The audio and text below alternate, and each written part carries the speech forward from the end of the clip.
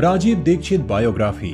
स्वागत है आपका हमारे चैनल में, जहां हम आपको लेकर चलते हैं उन अनसुनी और अद्भुत कहानियों की दुनिया में जो हमारे देश के हीरो की हैं। तो दोस्तों, आज हम बात करेंगे एक ऐसे व्यक्ति की जिन्होंने अपनी पूरी जिंदगी देश की सेवा में समर्पित कर दी, और वो नाम है राजीव दीक्षित। एक ऐसी शख्सियत जिन्होंने भारतीयता का अलख जगाने में कोई कसर नहीं छोड़ी। आइए जानते हैं लाइफ स्टोरी के बारे में।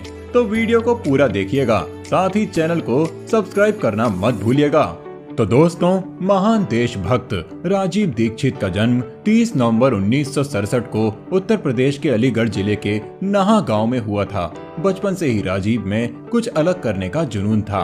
गांव के साधारण माहौल में वो पले बढ़े। राजीव की लाइफ में एजुकेशन की बहुत इंपॉर्टेंस थी। उनके पिता रामेश्वर प्रसाद दीक्षित, जो खुद एक टीचर थे, जिन्होंने राजीव को एजुकेशन की इंपॉर्टेंस के बारे में बताया। वहीं दूसरी तरफ राजीव जी की माता मिथिलेश दीक्षित ने भी उन्हें भारतीय संस्कारों के साथ पाला पोसा।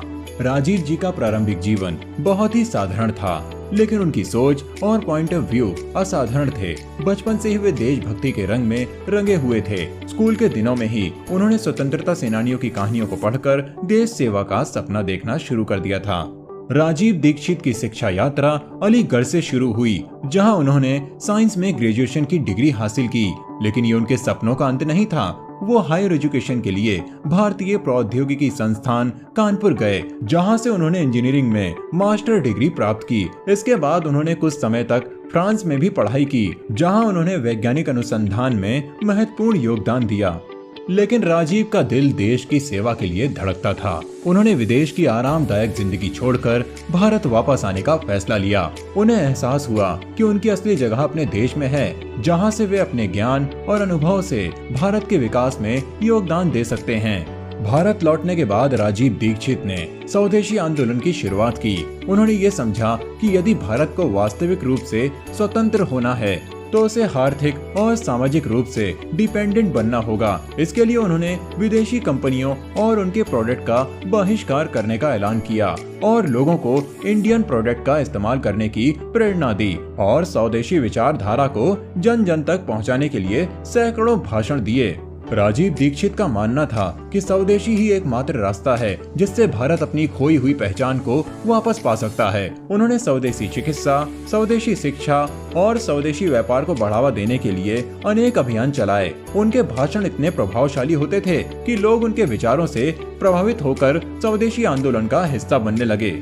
राजीव दीक्षित का झुकाव केवल स्वदेशी आंदोलन तक सीमित नहीं था। वे भारतीय योग और आयुर्वेद के समर्थक थे। उन्होंने योग और आयुर्वेद को जन जन तक पहुंचाने के लिए कई अभियान चलाए। उनका मानना था कि भारतीय परंपराएं ही हमारे शारीरिक और मानसिक स्वास्थ्य का मूल आधार हैं। उन्होंने देश भर में कई योग शिविर और आयुर्वेदिक चिकित्सा शिविरों का आयोजन किया, जहां लाखों लोगों को इसका फायदा हुआ। राजीव जी योग और आयुर्वेद को आधुनिक विज्ञान के साथ जोड़कर लोगों को उनके महत्व के बारे में समझाते थे। उनका मानना था कि यदि हम अपनी पुरानी परंपराओं को अपनाएं तो हम कई बीमारियों से निजात पा सकते हैं। राजीव दीक्षित का जीवन हमेशा एक आदर्शवादी रूप में देखा गया, लेकिन जैसे जैसे उनका प्रभाव बढ़ता गया, वैसे वैसे उन पर विवाद भी गहराने लगे। उनके विरोधी उनके आंदोलन को संदेह की नजर से देखने लगे, लेकिन राजीव दीक्षित ने कभी हार नहीं मानी। वे अपनी निष्ठा और अपने विचारों पर अड़े रहे। राजीव दीक्षित ने कभी किसी के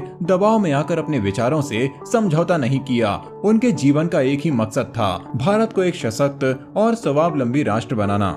वे हमेशा से कहते थे कि जब तक देशवासियों की सोच में परिवर्तन नहीं आता, तब तक देश की स्थिति में कोई सुधार नहीं हो सकता।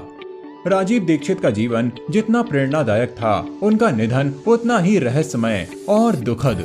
30 नवंबर 2010 को अपने जन्मदिन से एक दिन पहले राजीव दीक्षित की अचानक मृत्यु हो गई। उनकी मृत्यु को लेकर कई सवाल उठे, लेकिन आज तक उनके निधन के पीछे के रहस्यों का कोई स्पष्ट उत्तर नहीं मिल पाया है। उनके अनुयायियों ने इस बात का विश्वास किया कि राजीव दीक्षित की मृत्यु एक साजिश का परिणाम थी, क्योंकि उन्होंने कई शक्तिशाली समूहों के खिलाफ आवाज उठाई थी। लेकिन जो भी हो, राजीव दीक्षित की मौत ने देश भर में एक गहरी शून्यता पैदा कर दी।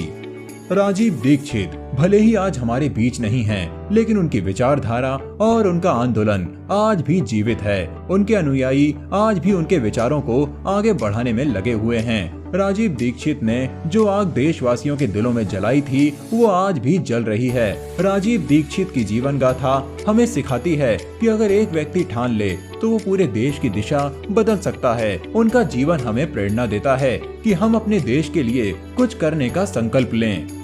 तो दोस्तों, ये थी राजीव दीक्षित की जीवन गाथा।